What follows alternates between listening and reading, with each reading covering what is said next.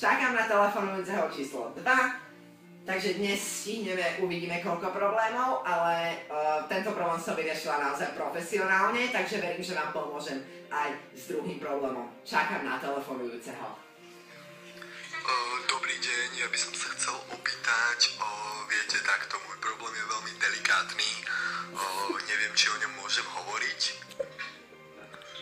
Môžete? Tak chcel by som sa spýtať, viete, ja mám taký problém, taký skutočne delikátny problém, je mi to naozaj trápne, je mi to skutočne blbé hovoriť takto pred všetkými, ale ja už to veľmi dlho dusím v sebe, preto sa chcem spýtať teda vás, ak teda môžem sa vás opýtať na tento delikátny problém. Samozrejme, som tu pre vás. Dobre, takže viete, ja už v detstve som mával s tým ťažkosti a teraz sa to prejavilo, teraz po 50-ke úplne najviac. Viete, ja mám veľmi veľké problémy keď idem na vecko, problémy v noci, aj ráno to cítim to aj večer, cítim to vlastne 24 hodín denne, preto ma tento problém veľmi ovplyvňuje. Už aj partnerka mi to vyčítala.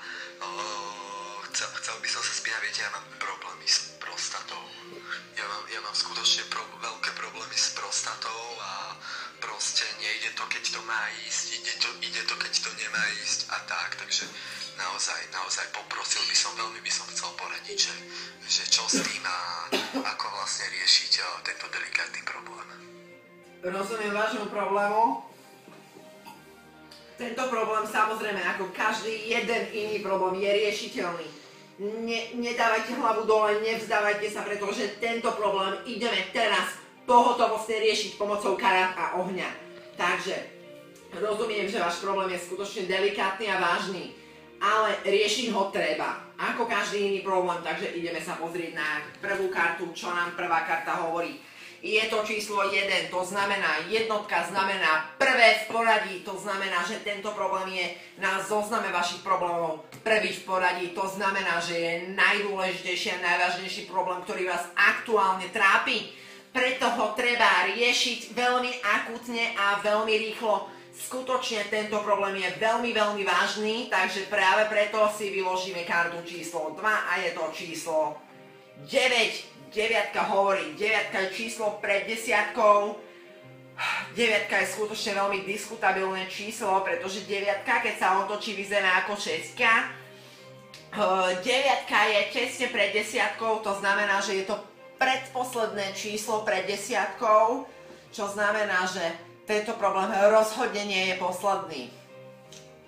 Štvorka. Štvorku sme tu už dnes mali, štvorka hovorí jasne, je to číslo pred päťkou, je to niečo pred polovicou. Pred polovicou znamená opäť, od deviatky sa vraciame k jednotke, pretože problém nie je posledný, ale je prvý.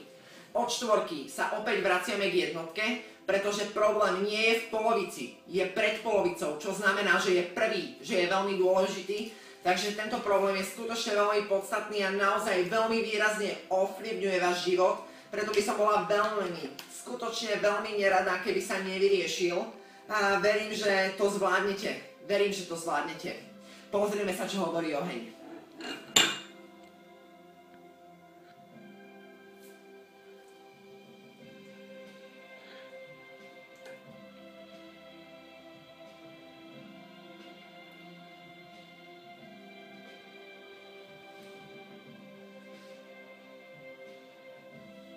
Vidím tam traumu z detstva, je tam trauma z detstva. Vy ste sa v detstve pomočoval. Vy ste v detstve mala veľký problém s pomočovaním, vás maminka musela brať, vás maminka musela po nociach utierať.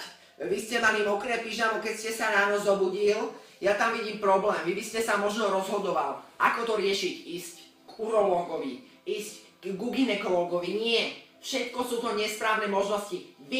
Vy musíte navštíviť psychiatrickú ambulanciu, pretože vy potrebujete pomoc psychiatra. Takže psychiater je to kľúčové slovo, ktoré vyrieši váš problém. Poďme na ďalší problém, tento sme už doriešili, som veľmi rada, že sme ho vyriešili úspešne.